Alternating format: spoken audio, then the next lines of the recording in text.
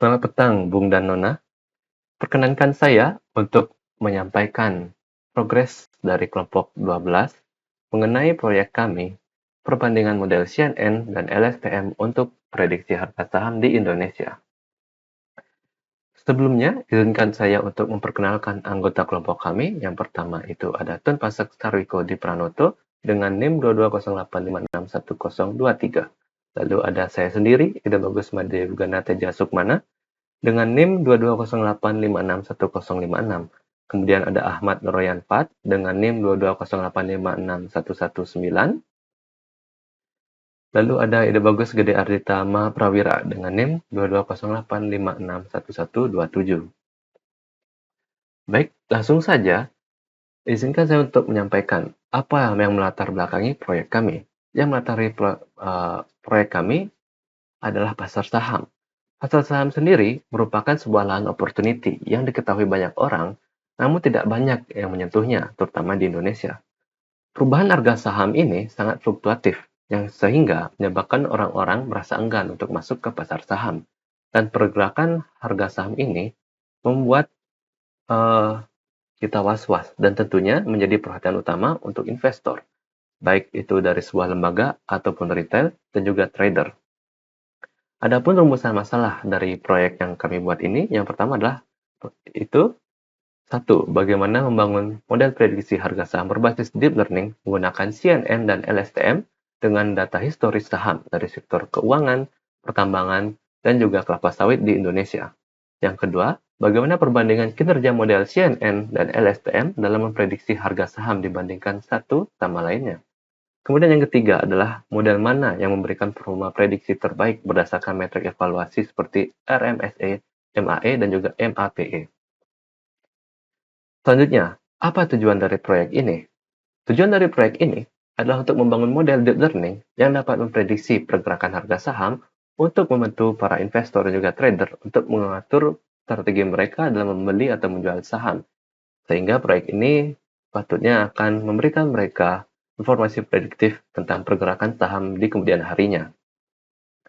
Tentu saja proyek ini memiliki batasan. Adapun di antaranya itu yang pertama adalah data yang digunakan ini hanya berupa data historis harga saham. Itu berupa open, high, low, close, dan juga volume dari perdagangan di hari itu. Yang kedua adalah saham yang dianalisis berasal dari sektor keuangan, pertambangan, dan kelapa sawit di Indonesia. Ketiga, model yang digunakan terbatas pada CNN dan LSTM. Yang keempat adalah evaluasi model dilakukan menggunakan metrik RMSE, MAE, dan juga MAPE. Yang terakhir, batasan dari proyek ini adalah tidak mempertimbangkan faktor fundamental dan sentimen pasar dalam memprediksi harga saham di kemudian harinya. Selanjutnya akan dibawakan oleh Royan. Baik, di sini saya akan melanjutkan penjelasan dari teman saya, yaitu adapun tinjauan pustaka. Tinjauan pustaka dari laporan kami diambil dari 3 jurnal. Yang pertama, berjudul Prediksi Harga Saham Syariah menggunakan algoritma Long Short Term Memory atau disingkat LSTM, karya Budi Prasetyo dan kawan-kawan pada tahun 2023. Penelitian oleh Budi Prasetyo ini menggunakan arsitektur LSTM dengan 4 dan 8 layer. Masing-masing memiliki 96 neuron dan 1 density layer untuk prediksinya. Hasilnya menunjukkan bahwa LSTM efektif dalam memprediksi harga saham dengan performa terbaik pada model 8 layer.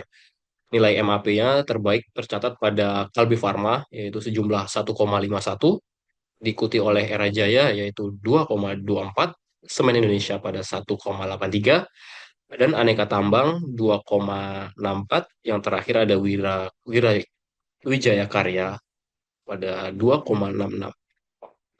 Jurnal berikutnya berjudul Aplikasi Prediksi IHSG berbasis web dengan integrasi multi algoritma, karya Waluyo dan kawan-kawan pada tahun 2024. Penelitian oleh Waluyo ini membandingkan 4 algoritma regresi dalam memprediksi IHSG, yaitu yang pertama ada decision tree, KNN, linear regression, dan random forest. Hasilnya menunjukkan bahwa decision tree memiliki performa terbaik dengan nilai MSE paling rendah dan skor R2 sebesar 99,8%, sedikit lebih unggul dibandingkan random forest. Adapun jurnal yang ketiga di sini berjudul Comparing Machine Learning Models for Indonesian Stock Market Prediction, karya Sally, ETAL, pada tahun 2024. Penelitian oleh Sally ini menggunakan algoritma SVR, Random Forest, dan KNN untuk memprediksi harga penutupan saham BBCA, PWON, dan TOWR. Data historis dari Maret 2017 hingga Februari 2020 di sini digunakan dan dievaluasi menggunakan RMSEE, MRSE, dan MAE. Hasilnya, SVR memberikan performa terbaik dengan RMSE terendah, yaitu sebesar 4,79% untuk BBCA, 10,61% untuk PWON, dan 15,14% dari TOWR. Serta MAE masing-masing yaitu sejumlah 3,52%, 8,49%, dan 13,78%. Sekian dari saya. Berikutnya akan dilanjutkan oleh teman saya. Baik, saya akan melanjutkan ke pembahasan hasil brainstorming problem scoping dari kelompok kami pada bagian who, siapa yang memiliki masalah ini. Dari hasil diskusi kami, investor dan trader itu memerlukan informasi prediktif untuk menyusun strategi jual beli mereka agar meminimalkan risiko finansial mereka dari hasil investasi mereka pada suatu saham.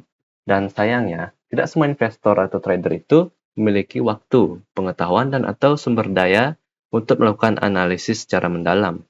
Dan sehingga mereka itu hanya mengandalkan intuisi dan melihat saham mana saja yang naik, dan itu pun pasti lebih rentan untuk mengalami kerugian. Lalu, problem scoping, apa yang mereka hadapi, permasalahan apa?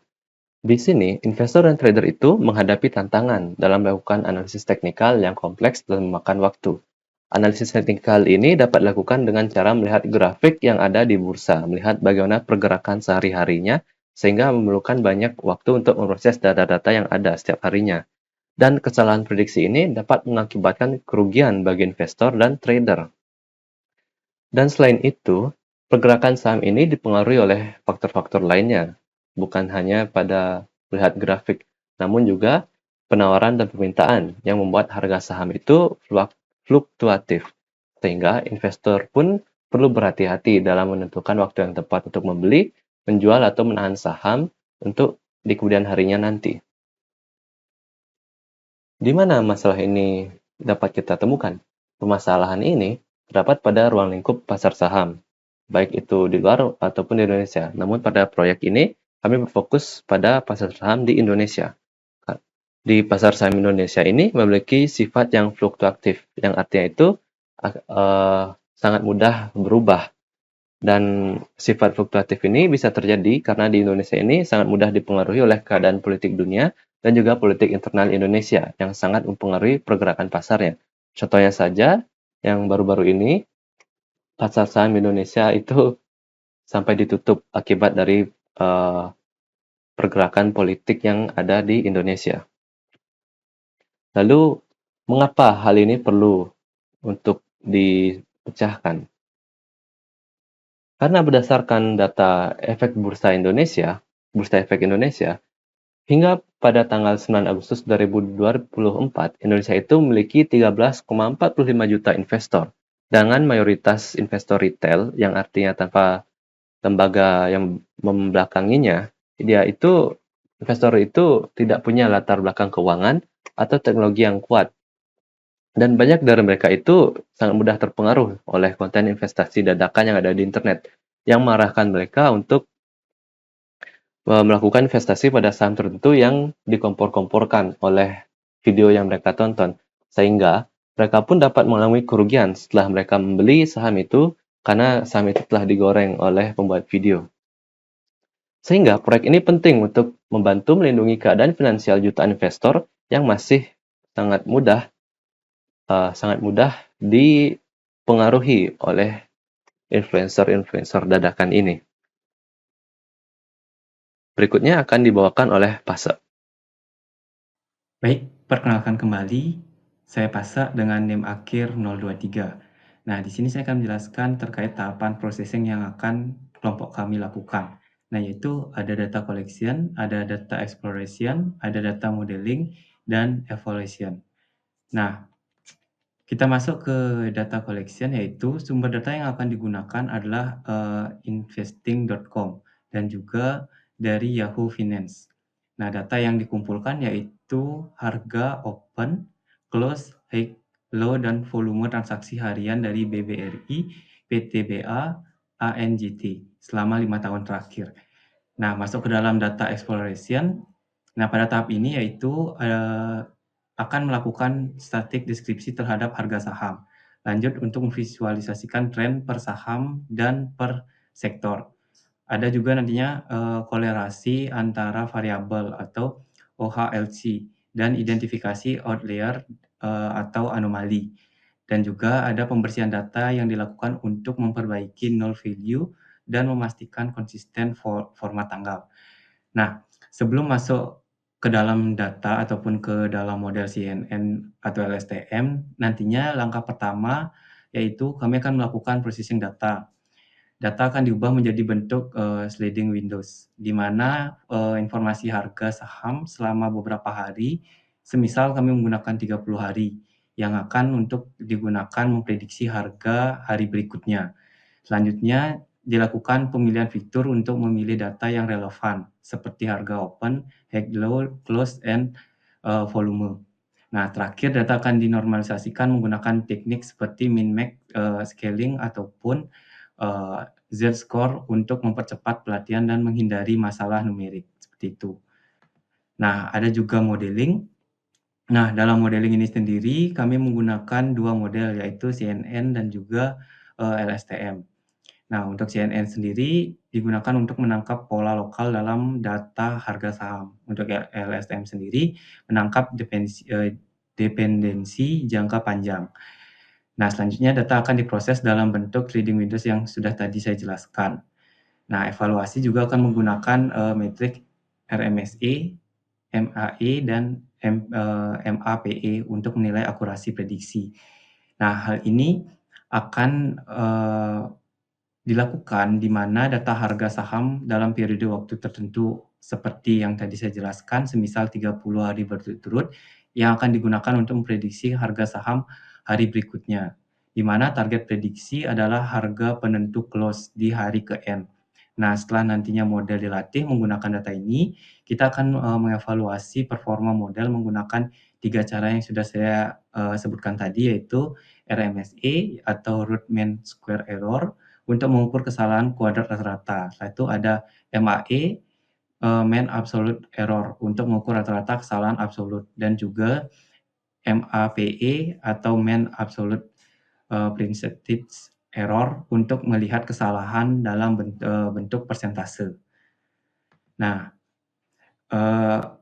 itu saja yang dapat kami jelaskan terkait processing ataupun tahapan yang akan kami lakukan. Adapun kesimpulan dari penelitian ini bertujuan membangun model prediksi harga saham menggunakan CNN dan juga LSTM dengan data histori dari sektor keuangan, pertambangan, dan kelapa sawit di Indonesia. Nah, diharapkan model ini membantu investor dan trader dalam mengatur strategi jual beli saham untuk mengurangi risiko kerugian. Nah, juga evaluasi model dilakukan menggunakan metrik RMSE, MAE, dan MAPE untuk menentukan model yang paling akurat. Hasil penelitian diharapkan memberikan solusi prediktif yang bermanfaat bagi investor retail yang kesulitan dalam analisis teknikal. Nah, adapun juga referensi yang kami gunakan yaitu ada 3 jurnal seperti yang dijelaskan oleh teman saya. Dapat dilihat pada layar slide. Oke, baik, itu saja yang dapat kami jelaskan dari kelompok 12. Sekian dan terima kasih.